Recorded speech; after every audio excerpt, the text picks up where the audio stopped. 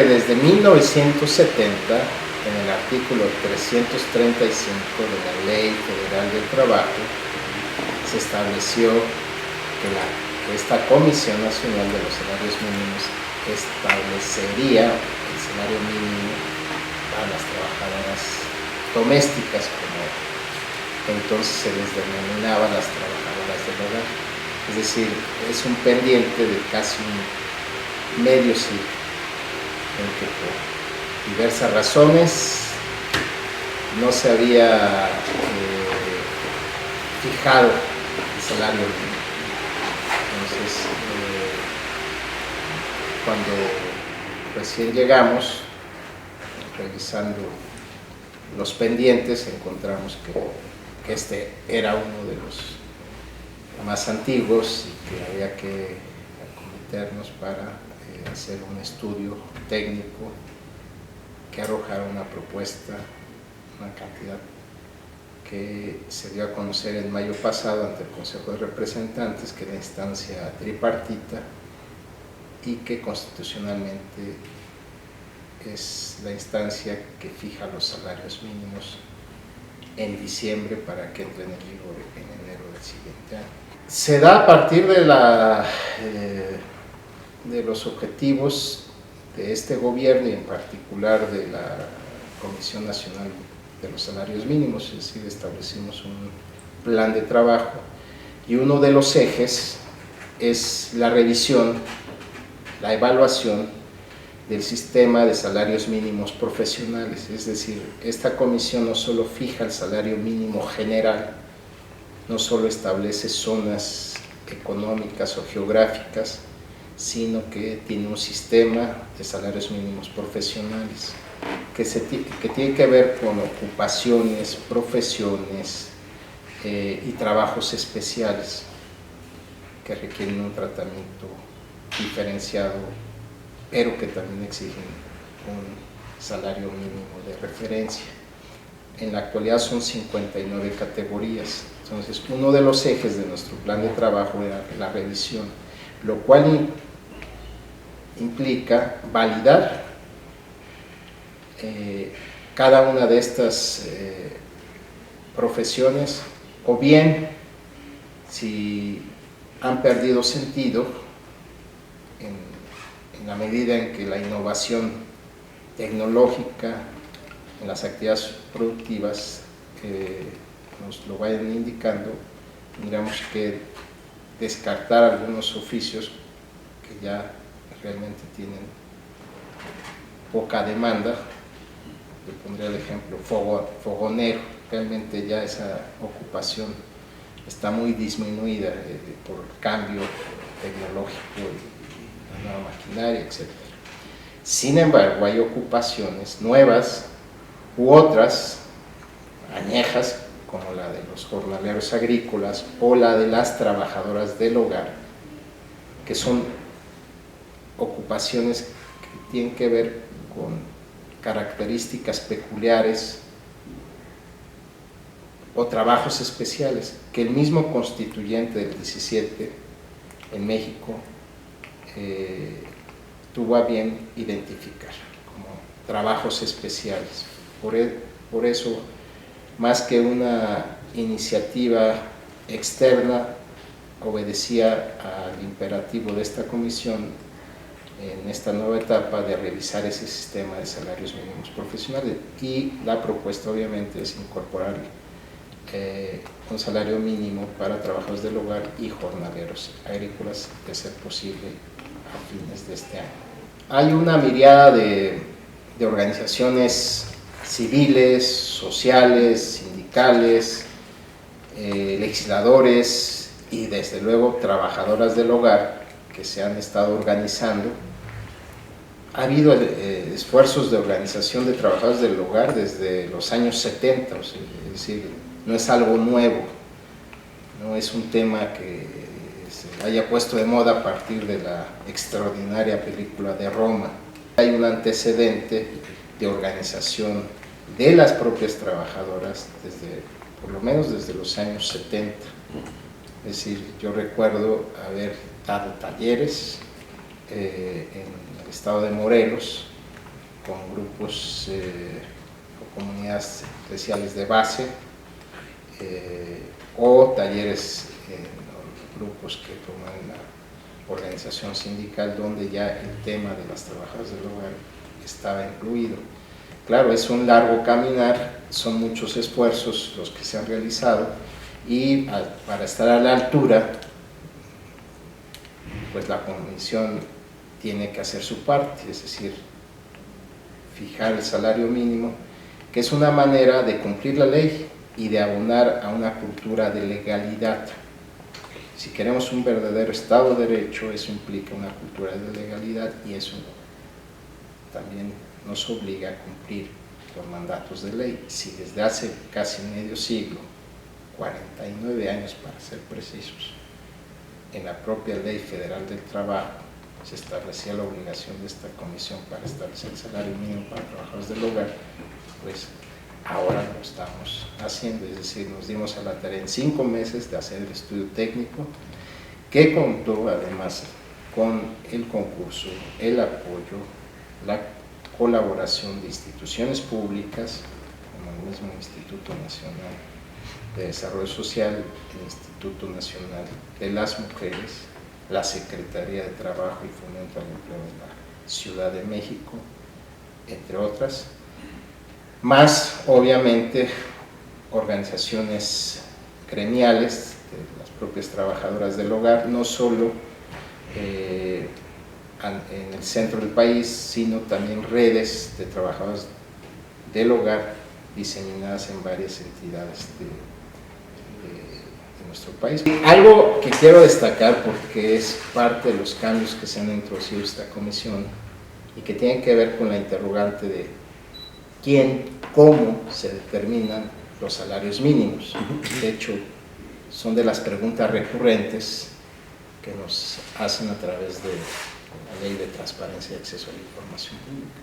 Es natural que la ciudadanía, las trabajadoras, los empleadores tengan interés en saber cómo se determina el salario mínimo, los incrementos. Nos dimos a la tarea, que es parte también del plan de trabajo de la CONASAMI, transparentar los criterios, las herramientas y las metodologías que se emplean. Había un déficit. En rigor, los criterios eran muy genéricos y no había una metodología robusta que técnicamente fundamentara los incrementos factibles, deseables a nivel de los salarios mínimos. Y este proceso ayudó mucho a hacer un acopio de la información de la literatura, de instituciones y de especialistas, tanto a nivel nacional como internacional, para establecer estos criterios y estos lineamientos metodológicos. Y en el documento de trabajo, con el estudio que realizamos sobre trabajo del hogar, pues ahí se da cuenta de estos elementos. Por lo menos hay 8 esferas que se tienen que considerar para la fijación de salarios mínimos. Criterios de carácter constitucional y normativo. Criterios de carácter macroeconómico y en particular aspectos sobre las características económicas y sociales del sector de que se trata, en este caso del trabajo en el hogar. 2 campos que tienen que ver con la especificidad y las características y el perfil de las trabajadoras del hogar y de los empleadores.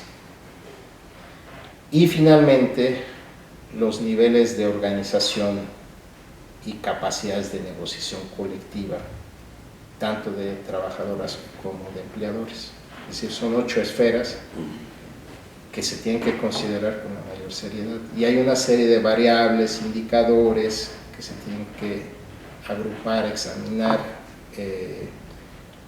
y constituir el cóctel que permita establecer el punto óptimo al cual hay que fijar un salario mínimo a partir de las condiciones concretas de la economía mexicana. y de la dimensión social del sector de que se trata. ¿Qué nos encontramos de interesante? Son 2 millones, casi 400,000 personas quienes se dedican al trabajo en el hogar. 9 de cada 10 personas son mujeres, por eso hablo, ¿sí?, en femenino, en una actividad feminizada. Prácticamente el 44% de este universo, que son poco más de 1 millón de personas, ganan menos que un salario mínimo. Es decir, en la actualidad, del universo de quienes se dedican a esta actividad, 44% gana menos de los 102 pesos con 68 centavos, que es la cantidad del salario mínimo vigente. Ese sector de inmediato es quien se va a beneficiar al fijar un salario mínimo, porque si el día de ayer se publicó en el Diario Oficial el decreto con el cual se formaliza la parte concerniente a trabajo del hogar, que se discutió en el Senado y en la Cámara de Diputados y que forma parte de la reforma laboral, y que uno de sus componentes centrales es que las trabajadoras del hogar deben de tener un contrato. Eso en automático implica que, como cualquier trabajador en este país, el contrato debe reconocer que se debe otorgar por lo menos el salario mínimo, y de ahí hacia arriba, de acuerdo a la complejidad, a los tiempos y a los términos en que se acuerdan entre el empleador y la trabajadora. Entonces, es muy importante que se identifique este dato. O sea, más de 1 millón de personas de inmediato estarían beneficiadas porque ya habría un salario mínimo para las trabajadoras del hogar. Entonces, ¿quién emplee a una persona para esta actividad?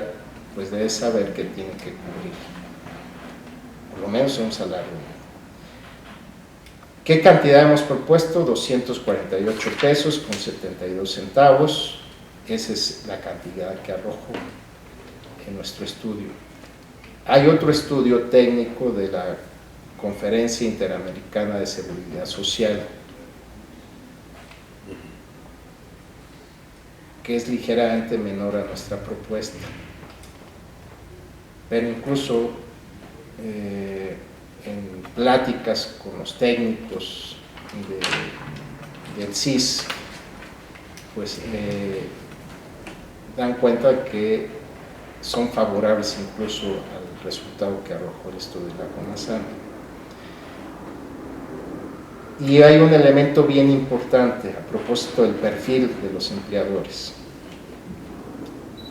Prácticamente el 60% de los empleadores, estamos hablando de 2 millones de hogares en este país que requieren de este servicio, tiene ingresos 3 veces mayor que los ingresos promedios a nivel nacional, y un 54% tiene ingresos incluso 7 veces al salario mínimo. Con esto quiero decir que hay solvencia económica en los hogares para cubrir el salario mínimo que estamos proponiendo, e incluso mayor.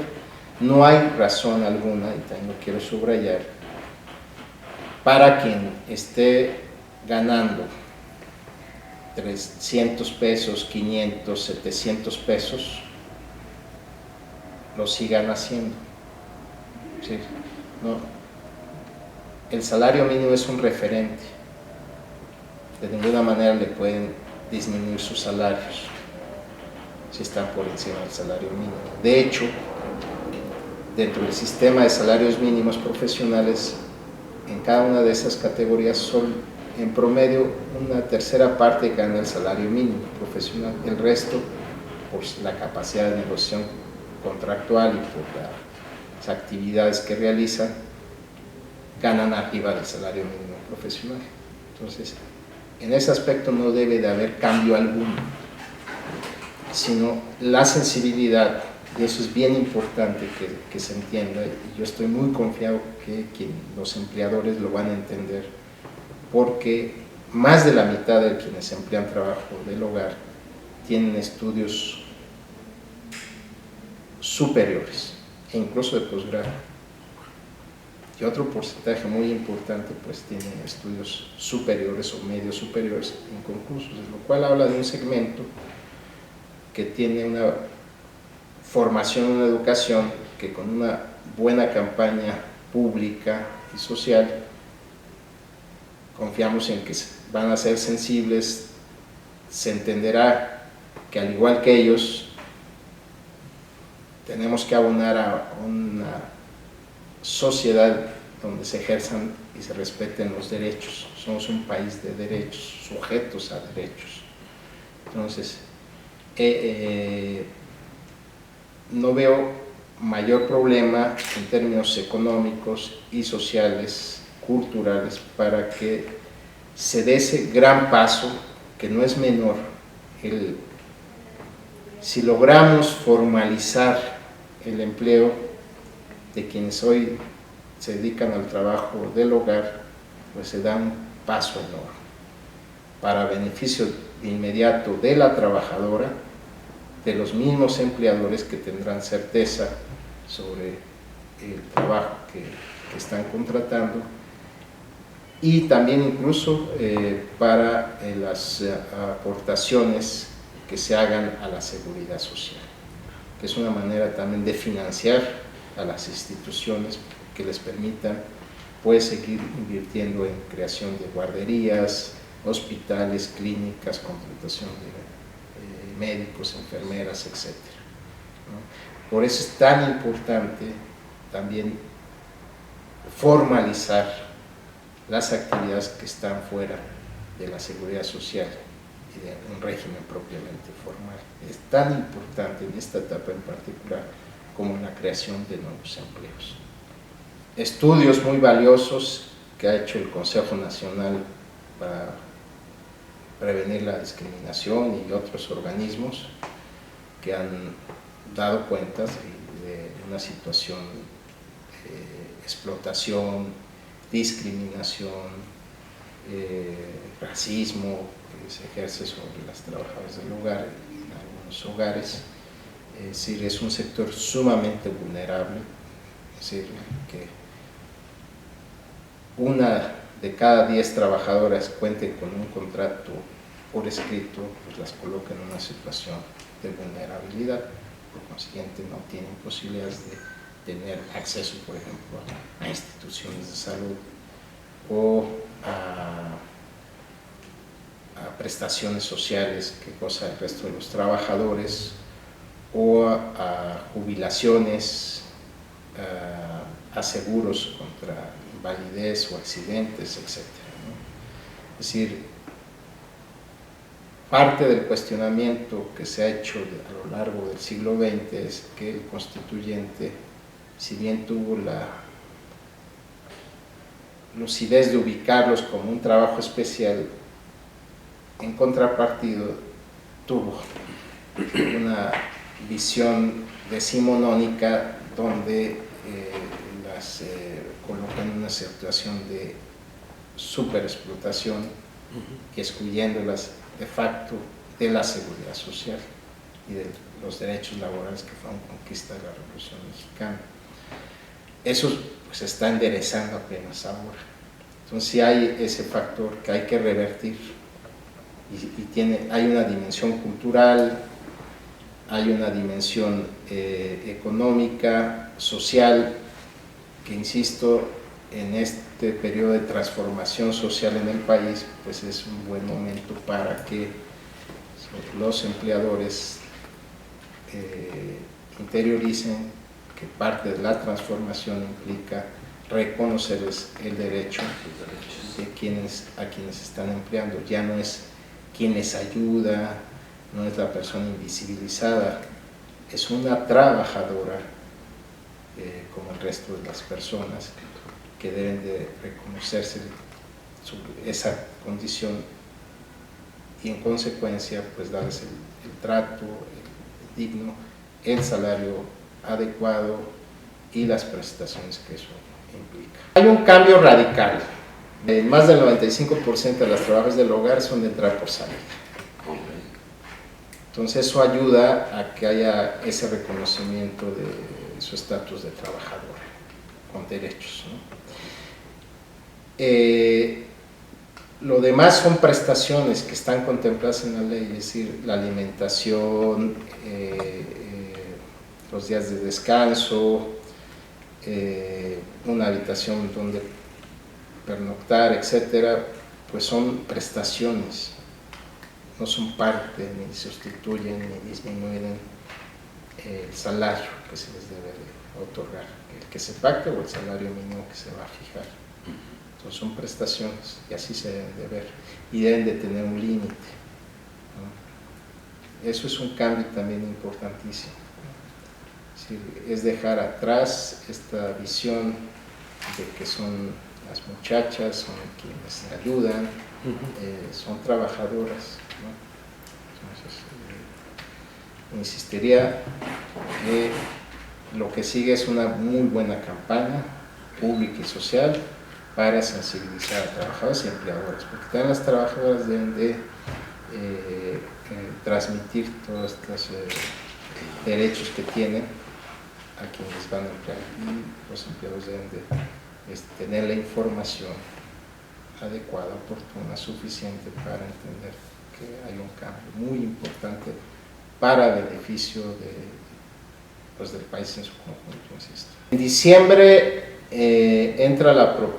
se examina y se tomará el acuerdo para fijar el salario mínimo generales, profesionales, y confiamos en que también el de las trabajadoras del hogar y si es posible el de los jornaleros agrícolas,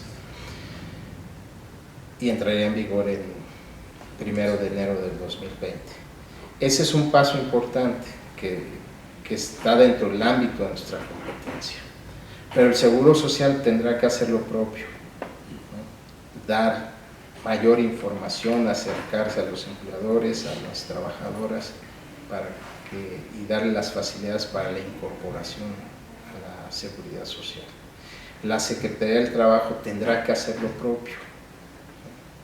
Por ejemplo, la Secretaría del Trabajo tiene un área nueva que esperemos dé muy buenos resultados de trabajo digno, pero también tiene inspectores.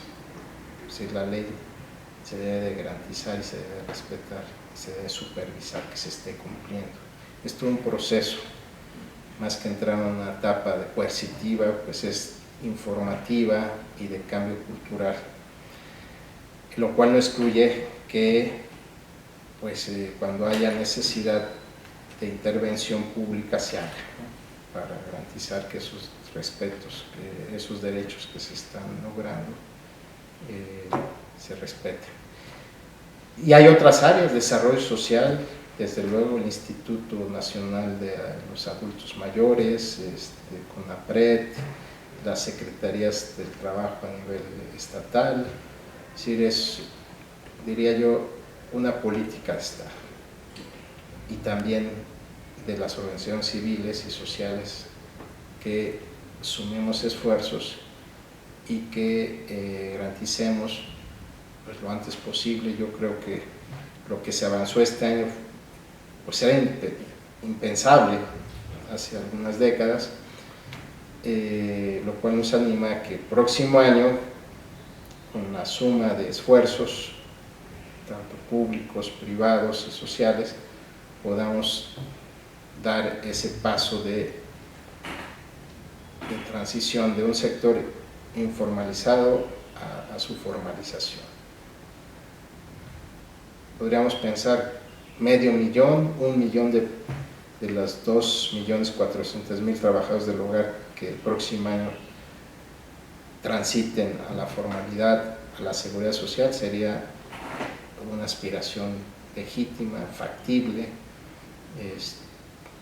y ¿cuántos años más nos va a llevar? Bueno, pues tenemos todavía poco más de 5 años y medio. Yo visualizo que en el 2020 las trabajadoras del hogar, los jornaleros agrícolas estarán bajo el cobijo de la seguridad social y respetándose sus derechos fundamentales. Fundamental,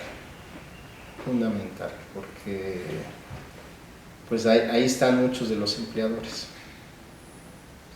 Ahí hay mucha capacidad de análisis, mucha capacidad mediática, de incidencia, de elaboración y promoción de iniciativas que son fundamentales, es decir, para interiorizar los cambios que se están registrando. Sobre todo, insisto, este año la reforma laboral, en particular lo que tiene que ver con trabajadoras del hogar, pues es un paso sumamente importante. Entonces, le veo muchas posibilidades. Yo espero que incorporen este tema en sus agendas y que haya una actividad muy fecunda, muy activa en garantizar los derechos de las trabajadoras del hogar. Que hay 5 o 6 entidades federativas donde se concentra prácticamente la mitad del trabajo del hogar, donde hay una gran capacidad y organizaciones civiles: Estado de México, Ciudad de México, Jalisco, Veracruz, Nuevo León. Tan solo estas, Puebla, entidades, hay mucha organización civil. Entonces, si fueran el pivote para socializar estos cambios y facilitar la transición a la seguridad social y a la formalización del trabajo del hogar, pues se va a ayudar bastante. Les voy a leer textualmente la definición de trabajo, de qué es una trabajadora del hogar, de acuerdo al decreto que se publicó el día de ayer en el Diario Oficial sobre diversas disposiciones que están en la Ley Federal del Trabajo y en la Ley del Seguro Social en materia de personas trabajadoras del hogar. Entonces, el artículo 331 nos dice que persona trabajadora del hogar es aquella que de manera remunerada realiza actividades de cuidados, aseo, asistencia o cualquier otra actividad inherente al hogar en el marco de una relación laboral que no importe para la persona empleadora beneficio económico directo, conforme a las horas diarias o jornadas semanales establecidas en la ley. En esta definición muy amplia, y ahí la experiencia, por ejemplo, de los sindicatos y de las organizaciones de las trabajadoras del hogar va a ser muy importante, porque ellas han avanzado en la definición de tabuladores, han desarrollado capacidades y experiencias de negociación colectiva, porque ciertamente no es lo mismo un aseo general que un aseo a profundidad. No es lo mismo un trabajo en el hogar en un departamento de determinadas dimensiones a una residencia que sea 3, 5 veces mayor que un departamento estándar. No es lo mismo combinar el aseo con actividades de cocina, ¿sí?, preparación, conservación de los alimentos, actividades que tienen que ver con hacer el mercado,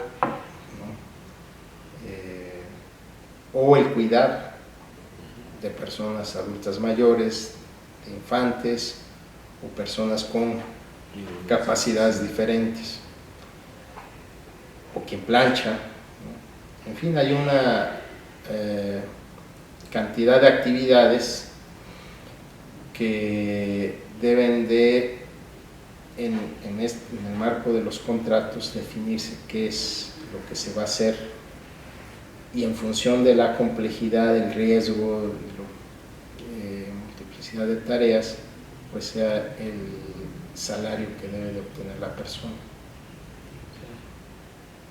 El salario mínimo pues es el piso de referencia, pero si hay actividades adicionales, pues obviamente eso explica por qué incluso en la práctica el día de hoy pues hay salarios que tienen que ver con 500, 700 pesos, porque implica pues no solo el aseo, sino el cuidado de personas, de animales, y tareas múltiples, ¿no? Pero esa experiencia de las organizaciones civiles y sindicales va a ser muy apreciable, y ahí la CONASAMI pues no debe de intervenir. Es decir, nuestra labor está en definir el salario mínimo, los aumentos anuales, hacer sinergia con la Secretaría del Trabajo, Previsión Social y otras instituciones para garantizar que se cumple con el mandato constitucional de tener por lo menos un salario mínimo. Lo demás lo van a definir pues el empleador y la trabajadora y sus organizaciones.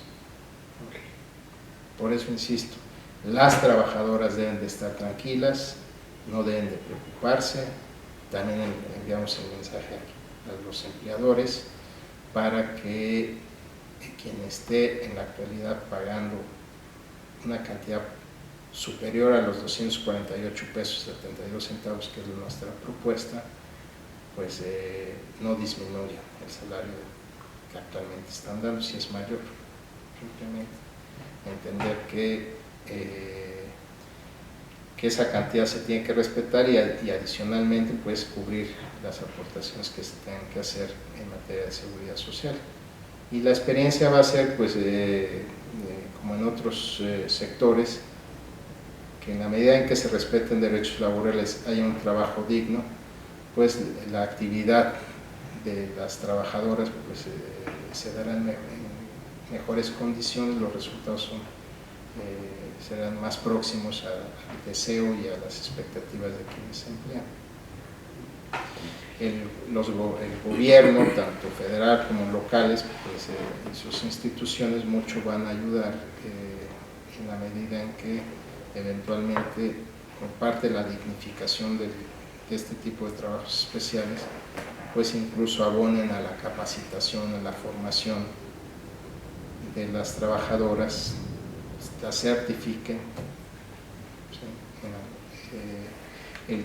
los cuidados que en la definición que hace la ley lo integran como trabajo del hogar. A la postre muy seguramente se va a tener que desprender, que es una actividad con unas características particulares, además creciente. En la medida en que la población de este país va envejeciendo, o hay un reconocimiento pues de la existencia de personas con capacidades diferentes, que antes estaban invisibilizadas y que ahora se les reconoce con todos sus derechos, va a implicar que se vaya desprendiendo una actividad y un reconocimiento de la persona que debe desarrollar habilidades, conocimientos para los cuidados, así como el saber lavar, planchar, tiene sus características, o hacer el aseo, ¿sí?, utilizando cierta maquinaria o material auxiliar, pues los cuidados tienen su particularidad, ¿no?